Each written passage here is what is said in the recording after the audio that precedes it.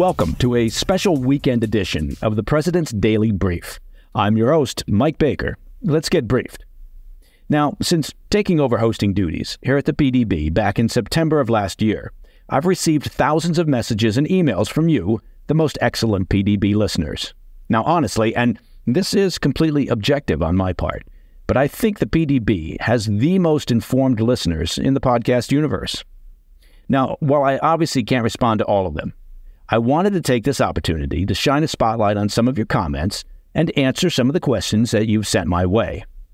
All right, let's get started. This first question comes from Jacob, who writes, "At what point do we prioritize national security above foreign aid? I understand your argument that funding the war in Ukraine is helping national security against Russian expansion, but at the same time, it appears that we're intentionally ignoring the other elephant in the room, which is the Chinese military and economic expansion. That's a big elephant. Arguing that lawmakers shouldn't hold up Ukraine aid due to border reform or Middle East aid seems to be a very narrow view of our overall national security." I know there's a question in here somewhere, Jacob. He continues, "To take an analogy from history, it's like sinking all your funding into the Maginot Line only to ignore the Belgian lowlands." Wow. Aren't you a historian? And then he finishes off by saying, "I'm interested to hear your thoughts on the question." All right. Well, first of all, thanks very much, Jacob. And well done for you referencing the Maginot Line. While it does seem that the U.S. government at times is incapable of multitasking, usually that's because they are just frankly terrible at communicating and explaining to the American people what they are doing and why, right? Given the media's singular focus on Ukraine at times, you can be forgiven for thinking that Ukraine is the only issue of concern for the government. But the reality is, thankfully, different. And the military and intel community in particular are very focused on a variety of crises and concerns. And chief among them, as you correctly pointed out, is the Chinese regime and its increasingly boisterous and aggressive behavior on the world stage.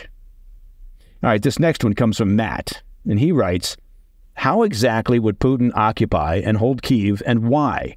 If U.S. occupation, Soviet occupation for that matter, of Afghanistan showed that occupiers have the hardest time pacifying the locals and establishing supply lines, why the blue hell would Putin want to occupy Ukraine and take Kyiv? It would make no sense. Please explain why you keep saying he'd be in Ukraine if we cut off the aid. Why not just stop at the Dnieper River and leave Ukraine a rump state?" All right, well, thanks, Matt, and good use of the term blue hell. Putin has said repeatedly over the years that the greatest disaster of the 20th century was the collapse of the Soviet Union, and he means it. He's been trying to rebuild the former empire in some fashion for years. Now, the analogy with Afghanistan that you've made is not quite on target. I get why you're saying it, but it's not quite on target. We're talking about the U.S. and the former Soviet Union trying to oversee a vastly different culture, an Islamic society made up of warring tribes without any real connection to what the U.S. or, frankly, the Soviets brought to the table. Putin essentially looks at the Ukraine as a part of Russia that never should have been considered a separate country. So would it be difficult to establish and maintain control over the entire country? Well, of course, but that doesn't mean it's not his objective. Hitler imagined he could overrun and enslave all of Russia back in 1941. Like despots and dictators, they don't use the same logic train as others. All right, let's go to Gerald. He's a fellow Boisean. Now, that's the awkward term that we use for people from or living in Boise, Idaho. So the Boisean says, "I've heard a lot of talk about us attacking Iran for supporting the terrorist groups that are attacking us. I was wondering what your take is on the difference between us attacking Iran for their support of these groups versus Russia potentially attacking us or our interests for supporting Ukraine. I'm retired from the U.S. Army and am as patriotic as they come," Gerald says. "But I can see how this could be used by Russia to drag us further into that conflict." All right, first of all, thanks very much, Gerald, for your service. And second, you're living in Boise. So remember, don't forget to stop by the Stagecoach there in Boise. It's America's finest bar and old school steakhouse. Now on to your question. Both Russia and Iran are the aggressors. Russia is an invading military, so the U.S., NATO, and EU have come to the aid of a country attempting to push back an invading army. Iran is the aggressor and using its various proxy groups to pursue its key objectives of becoming the leading player in the Middle East, removing the U.S. from the Middle East, and destroying Israel. So if your question is there a difference between us responding to Iran for their use of terrorism via proxy groups to destabilize the Middle East and attack our personnel and facilities, and Russia attacking U.S. interests for coming to the aid of Ukraine, which Russia has invaded? Well, yeah, I'd say the U.S. is on the right side of both equations. Our next email comes from Paul from Los Angeles, California. He says, Mike, you're a great American. My buddies and I never miss an episode. Thank you for what you do. Question for you. If you were a betting man, what are the odds we would actually grow some balls and hit Iran directly during Biden's final year in office? Well, first of all, Paul, I like the cut of your jib. Clearly, you're a fine judge of character and of podcasts. If Iran doesn't rein in their proxy groups and cease the constant missile and drone attacks on U.S. and allied personnel and facilities, I'd say the Biden administration will have no choice but to engage in a more direct effort at deterrence. And that would mean striking directly at Iranian interests. Now, that could mean enacting much more stringent sanctions on the regime, depriving them of revenue, much like what happened during the previous administration. Or it could mean targeting infrastructure or key military facilities. Or it could mean both.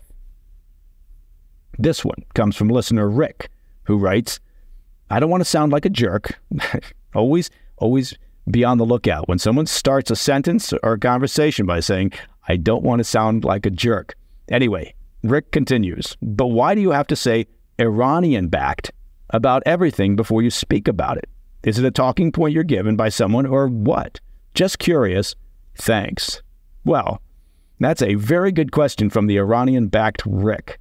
Actually, I insert that note often before mentioning Hamas, the Houthis, Hezbollah, or others, because I believe it's important to draw attention to the ultimate source of much of the instability and chaos currently happening in the Middle East. It's really as simple as that. All right, I'll be right back with more of your questions and comments after a quick break. Welcome back to this special weekend edition of the President's Daily Brief. Let's jump right back in with a question from a listener named Tyler. Now, Tyler is asking about the recent bombing that killed dozens of people in Iran. He asks, why would ISIS attack the citizens of Iran? It seems like Iran and ISIS have very similar goals and common enemies. Why would ISIS use the memorial anniversary event of Qasem Soleimani, who was killed by the U.S., to kill innocent civilians who may have similar beliefs as they do? Thanks for your time, and thanks for keeping us informed.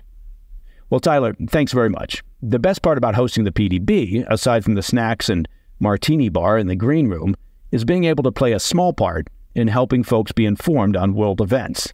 Now, with your question, I don't want to oversimplify, but ISIS is a Sunni entity, while the Iranian regime is Shia. The two branches of Islam have a long and brutal history of violence against each other. ISIS has blamed Soleimani in the past for killing many of their fighters, and he actually played a key role for Iran in commanding Shiite militias controlled by the IRGC that targeted ISIS.